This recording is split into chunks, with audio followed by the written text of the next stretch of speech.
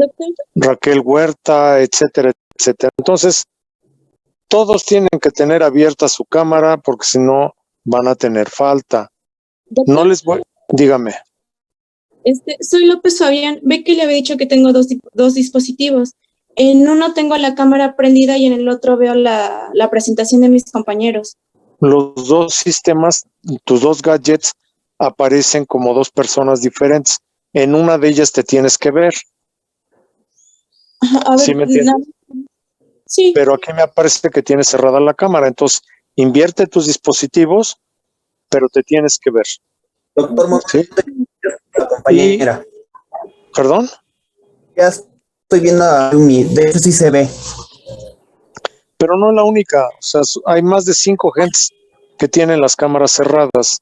Abran sus cámaras, no se los voy a volver a decir, solo les voy a poner falta a los que no tengan las cámaras abiertas. ¿Ok? Ahora sí, doctora, sígale porque ya no la voy a interrumpir. Sí, no se preocupe, doctor. Bueno, estaba comentando que tenemos diferentes densidades. Por aquí vamos a ver esta que le señalé con esta flecha. Si pueden ver, ni es tan radiolúcida, pero tampoco es tan radioopaca. Esto es porque es la densidad grasa. Y ahora, la densidad más oscura que vamos a encontrar, ahora sí la radiolúcida, va a ser la del aire, ¿ok? Y la densidad, la mayor densidad que vamos a encontrar dentro de nuestro organismo, de nuestro propio organismo, va a ser la de calcio. Esta van a ser todas las estructuras óseas, aquí las representamos con la clavícula. Y la mayor densidad, la mayor de todas las que hay, es la densidad metal. Esta no se encuentra de forma natural en nuestro cuerpo. Por eso aquí está representada con un marcapasos que tiene el paciente. Y para las estructuras blandas es una densidad media. En este caso la representamos con el corazón, le decimos que es una densidad agua. Ok. ¿Qué pasa? Cuando ya tenemos la radiografía, lo primero que debemos hacer es identificar que sea del paciente correcto. Si mi paciente es Juanito Pérez, yo debo de ver que la radiografía es de Juanito Pérez. Y si hay otro paciente que tiene el mismo nombre, debo de ver que sea del paciente al que yo estoy viendo. También podemos tener datos que nos pueden orientar, como la fecha de nacimiento o la fecha en la que se tomó la radiografía. Otro paso es verificar el marcador de lateralidad. Los técnicos radiólogos suelen poner una D del lado derecho de la radiografía. ¿Okay? ¿Cómo la vamos a ver nosotros? Como si estuviéramos viendo al paciente de frente, de tal forma que nuestro lado izquierdo va a ser el lado derecho del paciente, nuestro lado izquierdo va a ser el lado derecho del paciente y nuestra derecha va a ser la izquierda del paciente. Ahora sí, ya identificamos que es el paciente correcto, vemos lado derecho, lado izquierdo. Vamos a ver si está bien tomada la radiografía. Para esto tenemos diferentes factores técnicos o criterios. Aquí les puse unas mnemotecnias para un chequeo así rápido. Si quieren ver que está bien tomada, la primera es RIP. ¿Qué significa RIP? Rotación, inspiración y penetración. Ya para un chequeo más general, más completo, está PRIMA, que es penetración, rotación, inspiración, magnificación y angulación. Les voy a explicar la magnificación. Esta es una falsa impresión de aumento del tamaño. ¿Qué pasa? Tenemos el receptor de imagen y entre más pegada esté la estructura a ese receptor de imagen, vamos a tener una imagen de tamaño real. Si está más alejado, este se va a ver más grande y vamos a confundir que las estructuras son más grandes de lo que son. Esto pasa muy seguido con el corazón, es por eso que sacamos el índice cardiotorácico. Cuando estemos evaluando la silueta cardíaca, les voy a decir cómo se saca ese índice, ¿va? Ahora, todas estas las vamos a ir viendo con radiografías para que me vayan entendiendo, ¿ok? Primera rotación. Si una radiografía está rotada, está mal tomada. ¿Pero cómo sabemos que está rotada? Bueno, aquí vamos a identificar las apófisis de las vértebras. Si las llegan a ver, son estos circulitos o óvalos, a veces también en forma de gota, de las vértebras van a estar de manera central y vamos a trazar una línea en medio de ellas. Después vamos a localizar las clavículas, ¿ok? Ahorita se las voy a hacer más grande y ya aquí ya están trazadas. Estas son las apófisis. Trazamos una línea media y aquí están las clavículas. ¿Qué tiene que pasar? La distancia de la clavícula derecha a la línea media que trazamos debe de ser igual a la distancia de la clavícula izquierda a la línea media. Si se dan cuenta, aquí la distancia es igual. Ahora les voy a enseñar una que está rotada. Igual, trazamos nuestra línea media de todas las apófisis. ¿Qué nos damos cuenta aquí? La clavícula izquierda está más cerca de nuestra línea media que la clavícula derecha. Si se dan cuenta, aquí de hecho mi pulsor, si lo están viendo, cabe solo una vez y aquí cabe 2 veces. Entonces, esta radiografía está rotada y está mal tomada. Vamos con la inspiración. Aquí vamos a contar costillas, ¿ok? Vamos a contar de 5 a 7 anteriores y de 8 a 9 posteriores dentro del campo pulmonar. Del lado izquierdo vamos a contar las anteriores. Pueden contar anteriores o posteriores, las que a ustedes se les haga más fácil, ¿ok? Bueno, voy a contar las posteriores. Aquí va 1, 2, 3, 4, 5, 6, 7. Entonces, esta radiografía tiene una buena inspiración. Si quieren, contamos las posteriores. Esta sería 1, 2, 3, 4, 5, 6, 7, 8, 9. Entonces, también esta radiografía tiene buena inspiración. Penetración. Cuando hablamos de penetración, hacemos referencia a la exposición a rayos X que utilizó el radiólogo, que utilizó de más o que utilizó de menos. Les pongo 3 radiografías para que vean la diferencia. La de en medio es una radiografía bien tomada, con buena penetración. ¿Qué pasa aquí? Vamos a poder ver la columna vertebral a través de la silueta cardíaca. También vamos a poder ver todas estas ramificaciones, son los vasos pulmonares. Se ven, ¿ok? ¿Qué pasa en esta radiografía? Se ve muy radiolúcida, ¿no? No podemos identificar estos vasos pulmonares porque esta es una radiografía sobreexpuesta o también le podemos llamar dura. ¿Qué pasa aquí? Lo contrario a esta. Esta está muy radiopaca y no notamos la columna a través de la silueta cardíaca. Y esta es una radiografía subexpuesta o blanda. Ahora sí, la angulación. En la angulación nos vamos a fijar en la clavícula. Esta debe de estar sobre la tercera y cuarta costilla, así que vamos a contarlas. Esta es la primera, la segunda, la tercera y la cuarta. O sea, tiene una buena angulación y también debe conservar esta forma de S. Aquí está la curvita de la S. ¿Ok?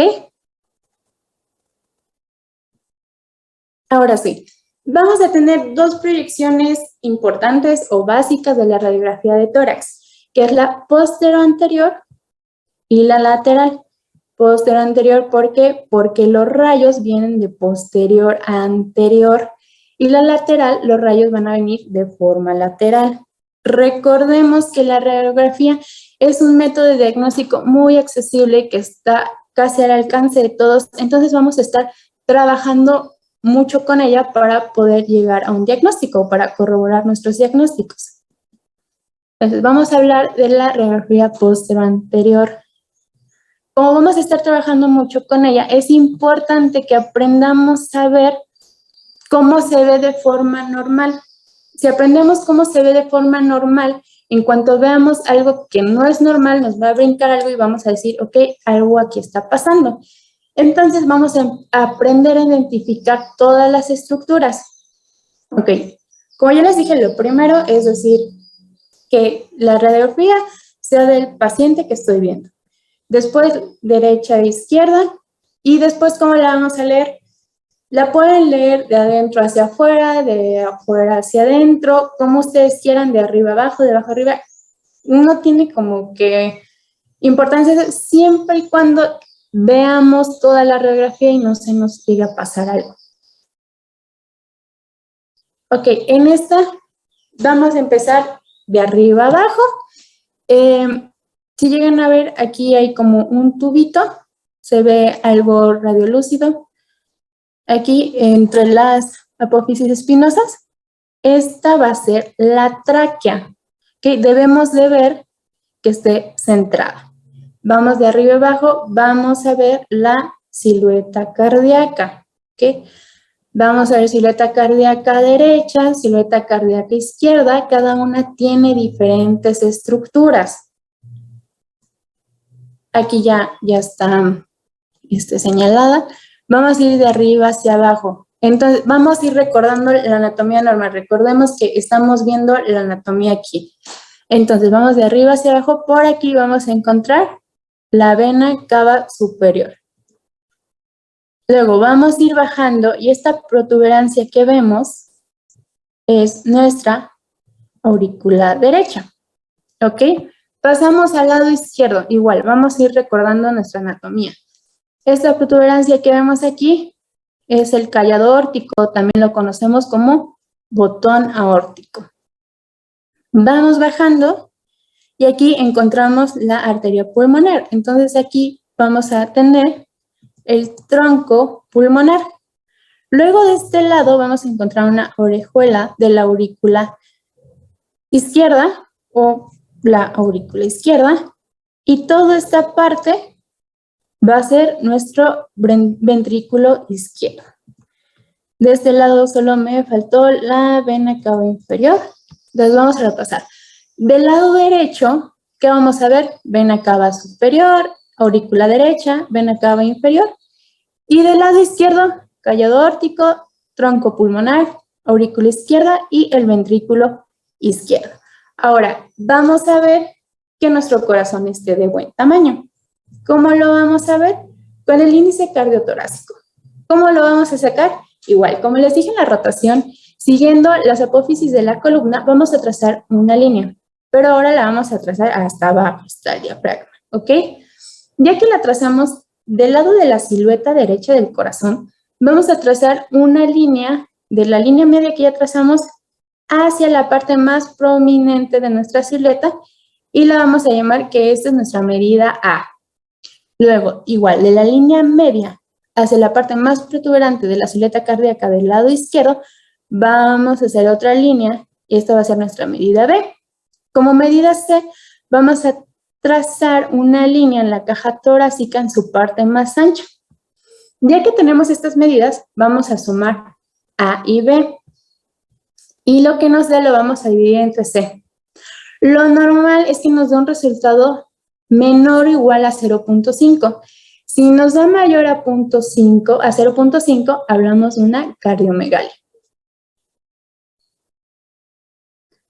Ahora vamos a ir con los ilios pulmonares. Son estos de acá. Recordemos que el derecho está un poco más abajo que el izquierdo. Se los voy a señalar. Estos deben de ser de igual densidad. Si uno tiene otra densidad diferente, ahí estamos viendo como un problema, ¿ok? Todas estas ramas que vemos son normales, son los vasos pulmonares. Debemos de aprender a identificar que están bien, solo debemos de ver el calibre. Como ven, no es entre más alejados están, es un calibre más delgado, ¿ok? Bueno, estos son los ilios pulmonares. Ahora vamos a pasar con el diafragma. Vamos a evaluar tanto mi diafragma derecho como el izquierdo. El derecho, mi diafragma derecho, va a estar un poquito más arriba que el izquierdo, 1 o 2 centímetros, esto por la posición del hígado. En el izquierdo abajo vamos a encontrar la burbuja gástrica, no sé si la ven, es este circulito. Y en los sacos de fondo del diafragma vamos a tener los senos costodiafragmáticos, ¿ok? Y después de qué podemos evaluar las estructuras óseas. Por ejemplo, en esta radiografía se ven muy bien las vértebras, sus apófisis espinosas, pedículos. Vemos también la clavícula muy bien, su unión acromioclavicular. Podemos también ver las escápulas que no están adentro de los campos pulmonares. Esto también es un signo de que no está rotada la radiografía. Y también, por último, podemos ver por lo de afuera, ¿no? Por ejemplo, esto que vemos acá son glándulas mamarias. Esto nos indica que pues es una paciente femenina y pues a grandes rasgos es todo lo que debemos de ver en una radiografía anteroposterior. Y a continuación mi compañero les va a hablar de la radiografía lateral. Buenas tardes, compañeros.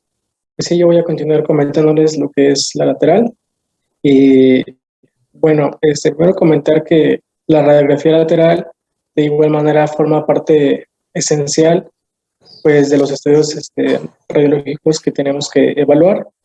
Y de igual manera, el conocimiento anatómico pues es fundamental para que nosotros podamos detectar las variaciones que podamos encontrar en ellas y pues así determinar algunas patologías. Ahora bien, ¿por qué la interrogante del por qué es necesaria una radiografía lateral? Principalmente es porque la radiografía posterior anterior pudo haber estado mal tomada, es lo que nos puede generar la presencia pues, de una patología cuando pues, no es así. Y pues para descartarla es necesario que observemos una radiografía lateral para determinar si hubo un error en la toma o en su defecto pues para confirmar la existencia de, pues, de alguna patología. Además de que esta también nos va a proporcionar más datos sobre la localización en caso de que confirmemos una patología, ya que pues en una posterior anterior solamente nos muestra el nivel donde se sitúa, pero pues no sabemos en qué parte se encuentra, si es una parte anterior, una parte media o una parte posterior, ya que pues en la posterior anterior existe interposición de estructuras y que es lo que nos va a imposibilitar la determinación del sitio de afección. La siguiente, compañero.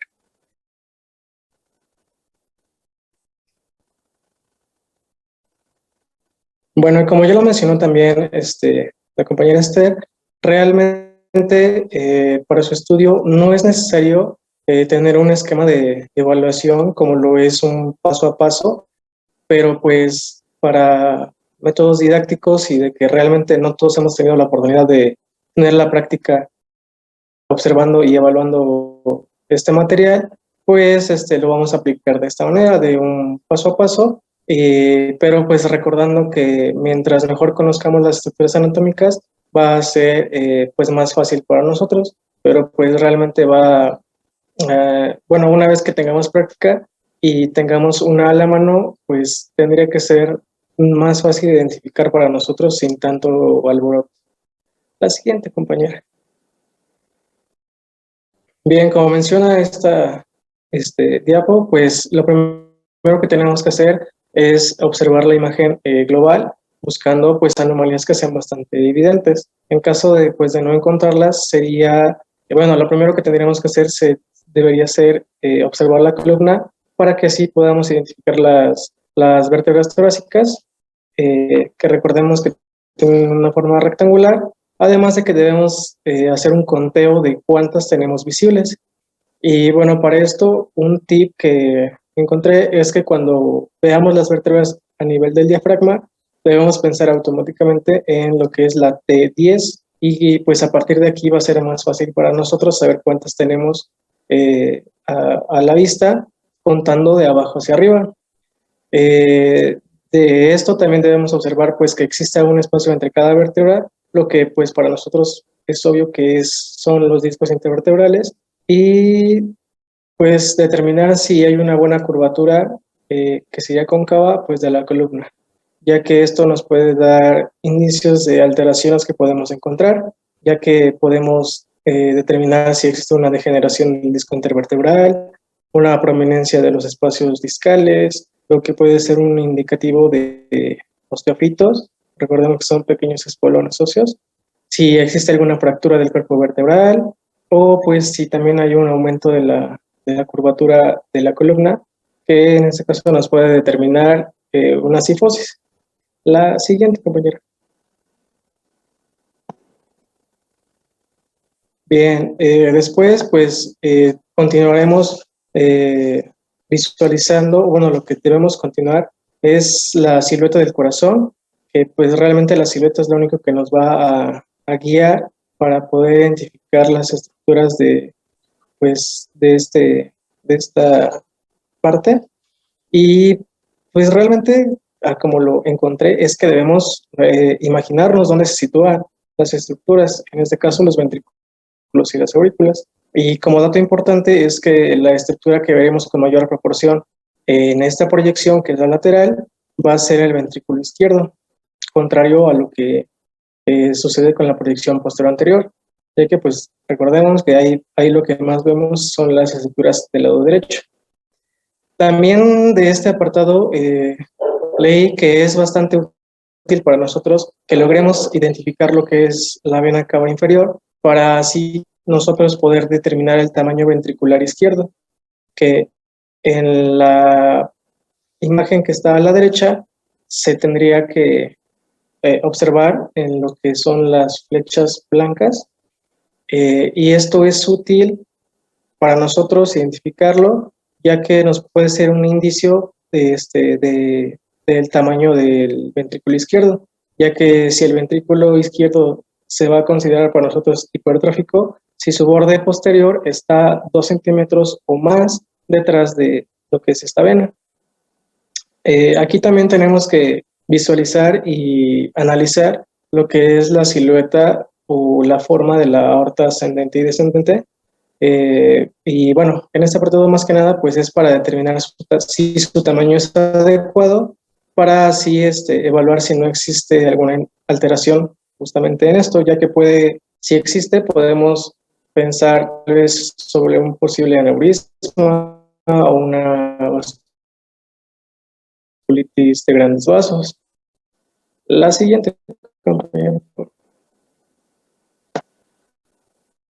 Ahora continuaremos con la visualización de la región iliar pulmonar.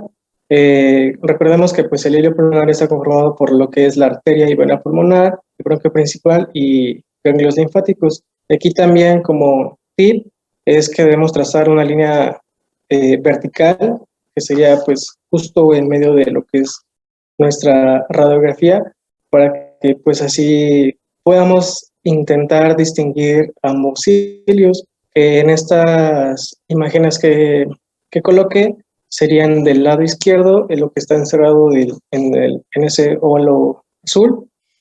Y bueno, para identificarlos es que tener en cuenta que la sombra que se pronuncia más, que sería delante de la línea imaginaria que formamos, en su mayor parte va a estar,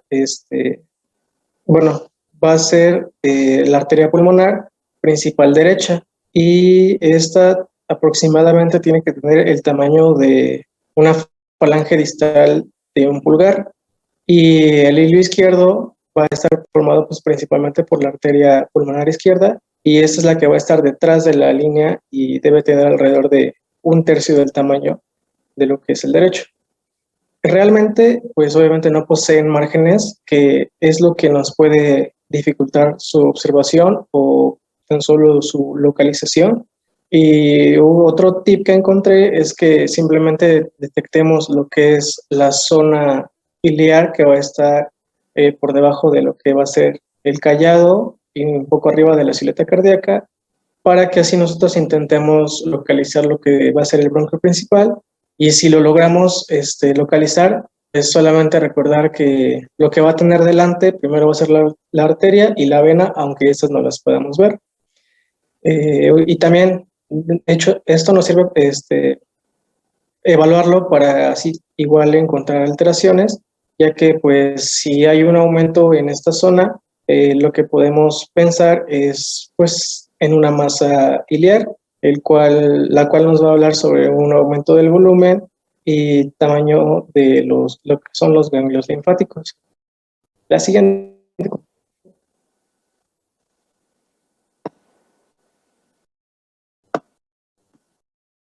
Bueno, otro punto que tenemos que tener en cuenta es localizar lo que son zonas topográficas, como son las zonas retroesternal, la retrocárdica y lo que puede ser tiene diferentes denominaciones según cómo la veamos, pero es el espacio retrotraqueal, prevertebral o supraórtico, que sería el que está entre la estructura delante de la columna y detrás de la tráquea.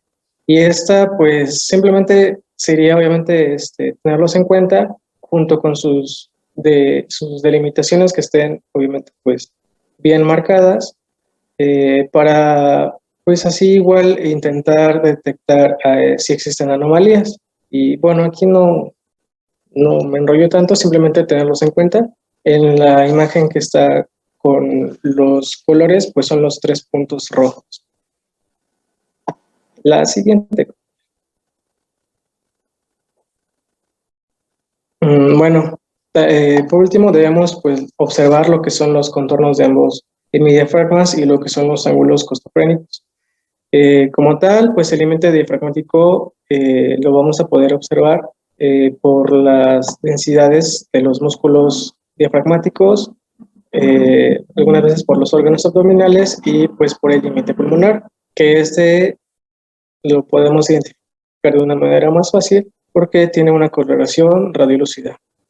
Y bien, ahora, ¿cómo es que podemos diferenciar el límite del derecho y del izquierdo? Pues entre estos tenemos que tener en cuenta algunos datos, como son que el hemidiafragma derecho lo vamos a poder visualizar desde la parte anterior hasta la parte posterior, es decir, pues toda su silueta va a estar situada ligeramente más alta que la del lado izquierdo. Este sería como nuestro punto más destacable, que en este caso, en esta diapo, sería la de la línea roja. Y en la de a un lado derecho, igual, aquí fue el de las que logré encontrar, donde se logran ver las dos densidades diferentes, ya que en la del lado izquierdo solamente está marcada por flechas, pero realmente no se logra ver con claridad las densidades diferentes. Y bueno, en cuanto a los ángulos costofrénicos, estos se deben observar con una forma de cúpula redondeada. Van a estar formados por una compresión central en la base pulmonar que va a estar relacionada con el diafragma y va a originar una depresión o un seno que va a rodear la periferia de cada pulmón. De estos también se puede decir que son el punto más bajo de cada espacio pleural y nos van a formar lo que son ángulos agudos, y solo podremos observar alguna alteración en esta zona si existen algunas alteraciones como lo son los derrames pleurales. Y esas, ¿puedes regresar una imagen? Una diapo. Que en esta, que es en la del lado derecho, sería lo que está debajo de la columna y pues justo por encima de los límites del diafragma. Sería esa zona moradita, hay que tenerla en cuenta por si existen como les comento, alguna alteración como lo son los derrames. Regresamos. Y bueno, solamente para mencionar que cuando existe la presencia de líquido pues, y perdemos la visualización de esta zona, lo vamos a determinar como borramiento de ángulo costofrénico. La siguiente. Bueno, aquí solamente les voy a mencionar lo que son algunas proyecciones adicionales, las cuales también deberíamos tener en cuenta por si nos interesan realmente. No encontré bien cuál es el porcentaje de su uso, pero pues es para tenerlas en cuenta. La primera sería la proyección anteroposterior en lordosis, la cual es una proyección con el paciente inclinado hacia atrás, lo cual va a ser útil para nosotros para poder evaluar lo que es el lóbulo superior o para ver si existe o evaluar si existe alguna patología apical.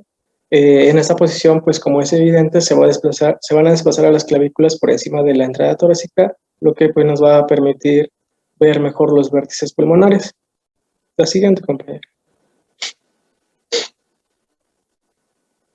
Después tenemos a lo que es la proyección en decúbito lateral, donde el paciente está pues tumbado de lado y esta radiografía se va a obtener a través de la dirección, como se menciona, anteroposterior, Y esta va a ser útil para detectar pequeñas cantidades de aire o si existe líquido pleural que pueden ser no perceptibles en las proyecciones que acabamos de describir. Como se ve en esta imagen, desde luego esa opacidad en contraste con el tamaño de los pulmones. Claramente uno está más pequeño que el otro por la presencia de líquido. Si no me recuerdo, es un derrame pleural que no está tabicado y es fluyente. La siguiente.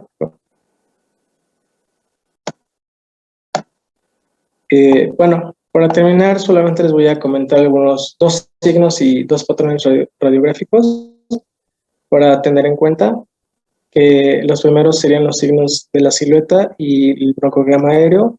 El primero, pues, sería la razón por la que vemos el borde de las estructuras en una imagen, pues es porque tienen diferentes densidades, pero en este caso, en el signo de la silueta, no se elimina eso, ya que existe una difuminación en cuanto a las dos estructuras, ya que tienen densidades iguales o muy parecidas. Y nos va a facilitar la detección y localización, pues, de procesos intratorácicos, ya que pues la mayoría tienen densidad de agua o de tejido blando. En cuanto al broncograma aéreo, pues se define por la visibilidad anormal de aire de los bronquios en lo que es el seno de esta opacidad. Bueno, recordemos que en circunstancias normales los bronquios no son visibles porque contienen y están rodeados de aire, pero pues para este caso es porque hay una afección en cuanto a este nivel, como puede ocasionarse en una neumonía, en un edema o en una hemorragia. Ahí es cuando nuestros bronquios los vamos a tener más visibles. La siguiente.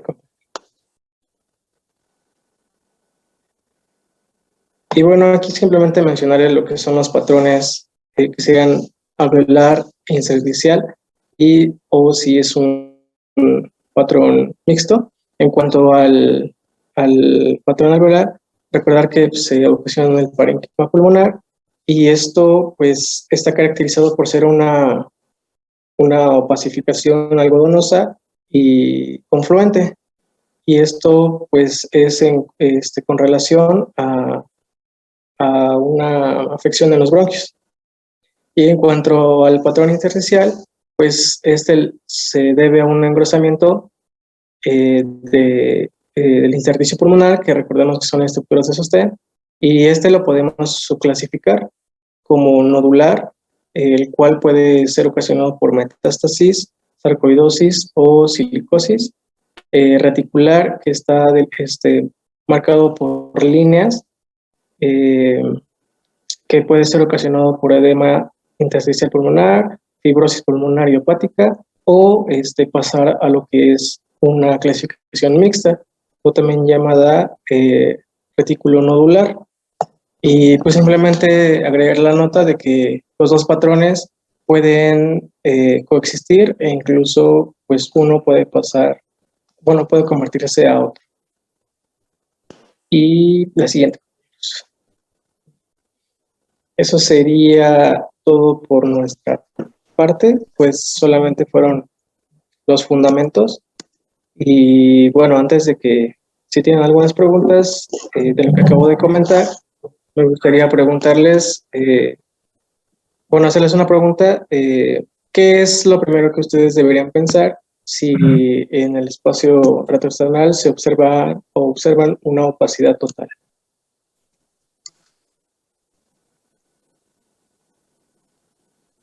¿Nadie? Sería no estoy seguro. Sería una masa mediasténica anterior. Exacto. Entonces, igual después en el grupo les voy a pasar un video que encontré bastante didáctico. No lo agregamos porque la verdad dura bastante, pero pues ojalá y les sirva también para que repasen un poquito de radio. ¿Alguien tiene alguna pregunta? Yo, Mari, bueno, ¿me podrías repetir de nuevo por qué, se pide por qué la radiografía, PA se prefiere antes que la anteroposterior? Sí, Ana, mira, lo que pasa, como les explicaba con la magnificación, entre más cerca estén las estructuras del receptor de imagen, se va a ver más su tamaño real. ¿Qué pasa con la anteroposterior? Vamos a decir, la espalda va a estar pegada al receptor de imagen y los rayos van a entrar, digamos, en el pecho y las estructuras van a estar más alejadas del receptor de imagen. Entonces nos vamos a confundir y se van a ver más grandes de lo que en realidad son. Es como cuando de niños jugábamos a hacer las imágenes en la pared con nuestras manos, con las sombras. No sé si recuerdas que entre más acercabas tu mano a la pared se veía pues el tamaño de tus manos y entre más alejado se veía la forma más grande. Por eso se prefiere la BA porque vamos a tener unos tamaños de las estructuras más reales. Va, gracias. De nada. No, yo quiero comentar algo.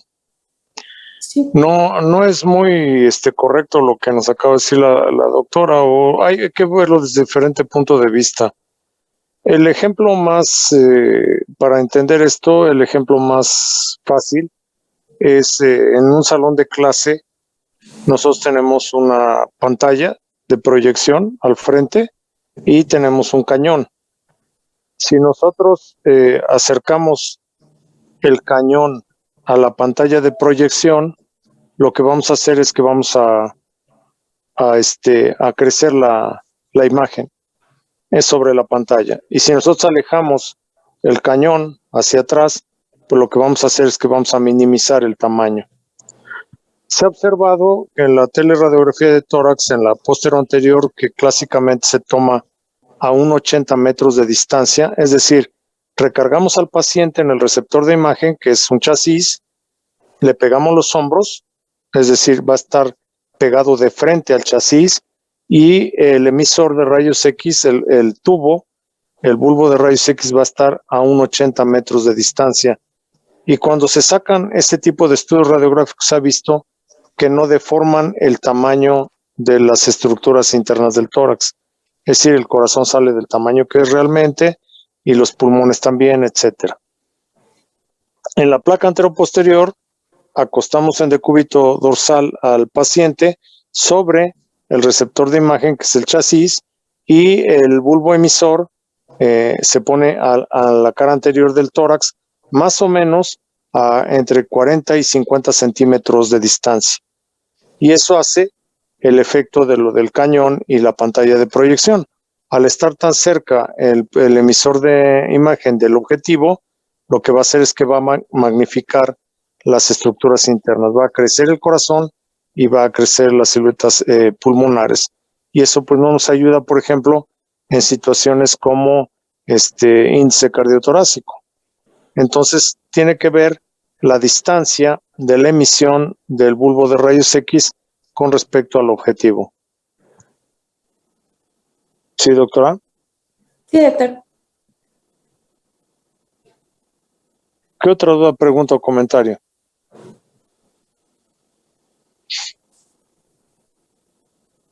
¿Sí me escucharon? Sí, ¿alguien tiene alguna otra duda?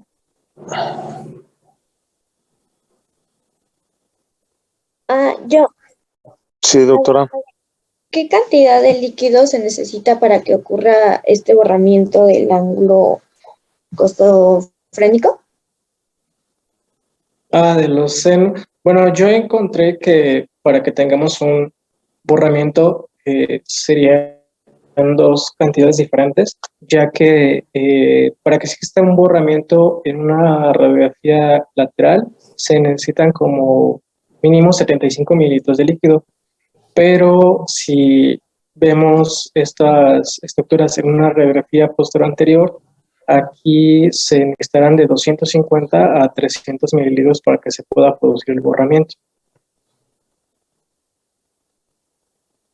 Sí, 75 centímetros cúbicos no son detectables porque se extiende en todo el seno costodiafragmático.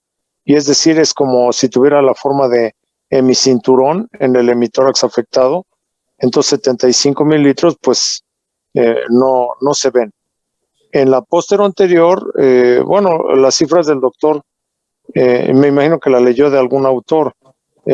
Yo cuando veo borrado el seno costodiafragmático, yo no le digo costofrénico, yo le digo costodiafragmático y cardiofrénico al que está cerca del saco pericárdico.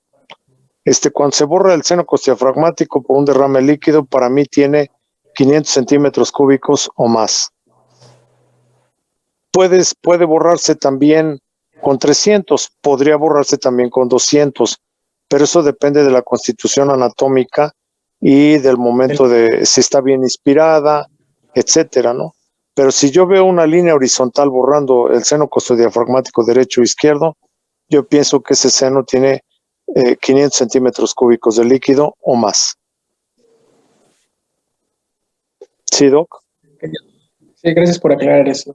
Doctora, la doctora que preguntó. Sí, doctor, sí, claro, muchas gracias.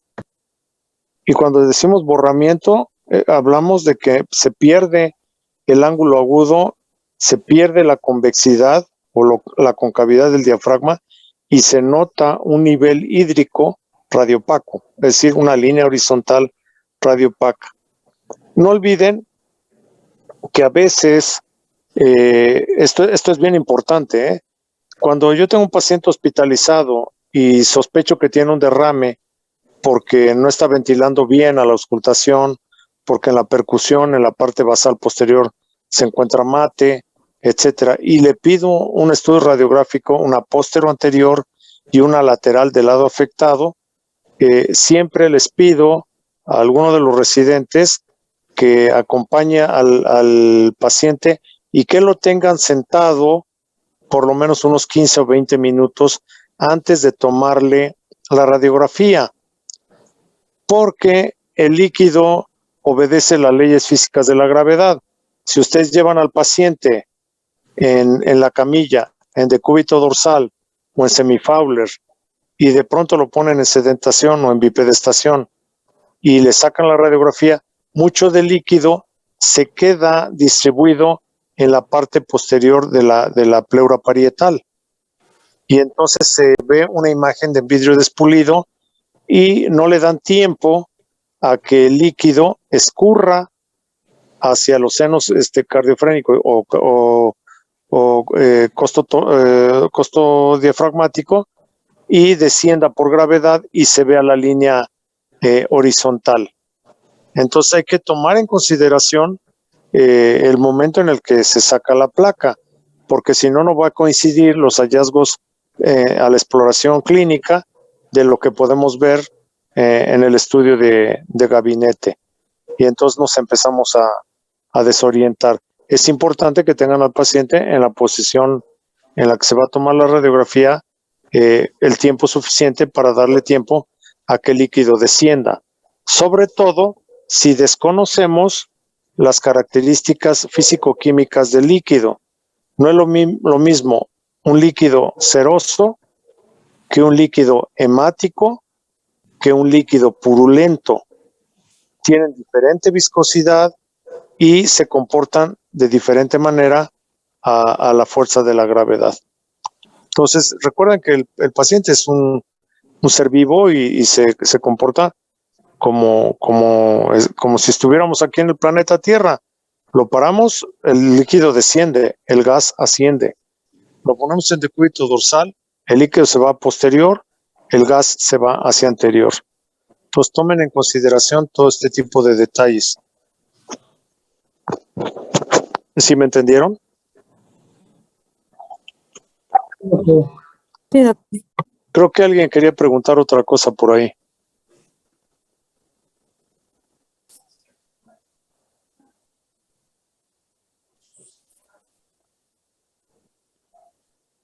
Ok, bueno, en cuanto a lo de las fisuras, realmente sí podemos observarlas, aunque estas realmente pues también tienen su grado de dificultad para poder encontrarlas, ya que por decir en una bueno, también es aún más complicado encontrarlas en una postura anterior que pues en una lateral, ya que pues en la lateral regularmente el paciente está viendo del lado izquierdo del observador, lo que nos pondría al lado izquierdo más cerca de lo que estamos observando en la radiografía, y puede que le encontremos... A ver, Doc, te interrumpo. Te interrumpo porque ya te estás haciendo bolas con lo que estás tratando de explicar. Normalmente, fíjense bien lo que les voy a decir porque esto es un error clínico muy frecuente y se los he oído hasta especialistas. Fíjense bien, las cisuras son espacios.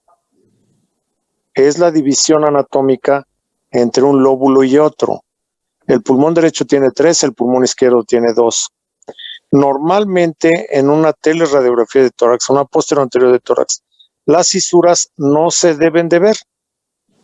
Simple y sencillamente no se ven porque las pleuras viscerales, tanto del lóbulo superior como del lóbulo inferior, no tienen espacio real. Es un espacio virtual y están en contacto. Ahora, en algunos casos, la cisura que se ve es la cisura transversal del pulmón del lado derecho. Sí, en ocasiones se llega a ver y es normal. Y el error clínico que más frecuentemente escucho es que todos dicen, lo que pasa es que tienes cisuritis. Y yo les digo, a ver, la cisura es un espacio. Los espacios se inflaman. Los espacios no se inflaman. Entonces, no puede tener cisuritis. Es un término inventado y mal empleado. Lo que puede tener es líquido intercisural y entonces se puede ver la cisura. Pero si no hay ese líquido en la cisura, entre lóbulo y lóbulo, las cisuras pulmonares normalmente en las radiografías no se ven. Cuando las llegan a ver, tiene líquido ahí. Puede ser presencia de líquido normal o puede ser presencia de líquido anormal. Eso ya tendríamos que discutirlo con respecto a los hallazgos clínicos del paciente. ¿Sí? Pero no se preocupen por las cisuras porque no van a poder referenciarlas en el 95% de los casos. Entonces, pues no les sirve saber o ver cómo están. En las laterales pasa lo mismo. Normalmente las cisuras no se ven, pues porque es una unión anatómica, están en contacto el lóbulo superior o el segmento superior con el inferior y no se ven. Cuando se ven en las laterales es que hay líquido intercisural. Ya si el líquido es normal o anormal, eso ya depende de muchas cosas clínicas, pero esa es la situación del fenómeno visual. Si se ve es porque tiene líquido. Lo que tienen que dilucidar entonces ¿es líquido anormal o es anormal? ¿Sí me entendieron? Sí, Doc. La persona que preguntó. ¿Alguna otra pregunta o comentario con respecto hasta lo que llevan expuesto? Yo, doctor. ¿Sí? ¿Cómo es que identificamos las costillas posteriores? Bueno, su visión posterior de la anterior, ¿cómo hacemos la diferenciación? Sí, déjate, pongo una radiografía para explicarte un poquito mejor. Lo que la busca, yo te puedo decir que casi todo lo que se ve, por ejemplo, en esa imagen que puso, son posteriores. Las articulaciones costovertebrales son las que se ven cómo emerge el arco. Son arcos costales, no les digan costillas. Y son horizontales. La parte anterior, por lo regular, no se ve. ¿Por qué no se ve? Porque más del 50% de la parte anterior está formada por cartílago.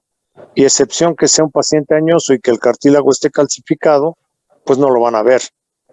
La parte anterior del arco costal se ve oblicua de arriba hacia abajo y de afuera hacia adentro, hacia medial.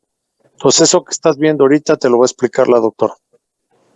Pero ya lo comentó el doctor, aquí está pues la unión costovertebral y vamos a ver aquí los arcos costales, como van saliendo, estas son las posteriores. Digamos que son las que más se notan, las vamos a tener de forma horizontal y de forma posterior se llegan a ver muy ligeramente, son de forma obliqua y recordemos que van así para abajo porque van a su unión con el esternón.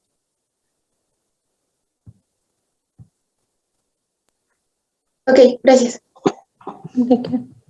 ¿Alguna otra duda, pregunta o comentario?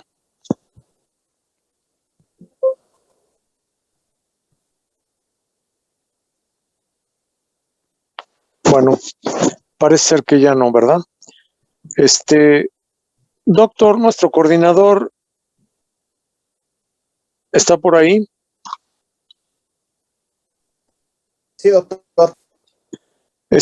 Actualmente tengo aquí en asistencia 37. ¿Qué pasa?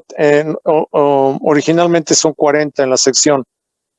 ¿Crees que se hayan dado de baja 3 o pues, simplemente faltaron a la clase de hoy? ¿Cómo inferimos esto? Es que no sabría decirle, doctor, porque he estado pregunto que si son primero 40, después estamos 39 y les estaba preguntando que si iban a consolidarte en la materia y nadie me ha respondido nada, doctor. ¿Sí me escucha? Sí te escucho. Estoy pensando qué cosa hacemos porque estas 3 personas nos van a alterar la lista con la repartición de los temas. ¿Sí me entiendes? Pues hay que checar. Y si no, pues habrían dos opciones, que juntáramos a 2 personas y queríamos y también con sus temas, u otra de las situaciones, volver a asignar la lista, porque igual, o sea, yo he estado preguntando, doctor, y nadie me ha respondido nada. Ok, entonces podemos inferir que estas 3 personas que faltan hoy solamente tuvieron ausencia, pero que siguen inscritos, que no dieron de baja la materia. Sí, porque de hecho, he estado preguntando también que si alguien está en proceso de consolidación, doctor. Bueno, la consolidación, no, tú no te preocupes. Esos, si se agregan, se van a agregar, pero aquí son los que faltan. De 37 a 40 son 3. Sí, porque de hecho la doctora Scott publicó que no deben de faltar a clases y que tienen que tener evidencias que entraron a clases para que se les pueda consolidar. Ok, ¿qué hacemos entonces? ¿Nos esperamos? Pues sí, ya si no responden, doctor, pues ya veremos qué hacemos. Ok, bueno, pues entonces sería todo por hoy. Mañana sería el tema que sigue. No sé si haya más comentarios. Doc, buenas noches. Sí. Con respecto a los compañeros que faltan, bueno, yo considero que en el peor de los casos lo que se podría hacer, si no nos da tiempo a modificar la lista, que algunos voluntariamente o como gusten, que expongan 2 veces sin problema. Sí, yo sé que no hay problema, pero lo que necesitamos es organizar la lista para poder llevar un control y no que a cada rato estén faltando y no se pueda controlar bien la exposición de los temas. Por ejemplo, ahorita tuve que copiar los nombres en una libreta para llevar el control del puntaje. Y no voy a imprimir las listas que me hizo el favor de enviar el compañero hasta que no estemos seguros de que esas son las listas veraces, las reales. ¿Ok? Sí, Doc. Bueno, nos miramos mañana. Vayan estudiando. Hasta mañana, doctor. Buenas noches. Buenas noches, hasta mañana. Gracias.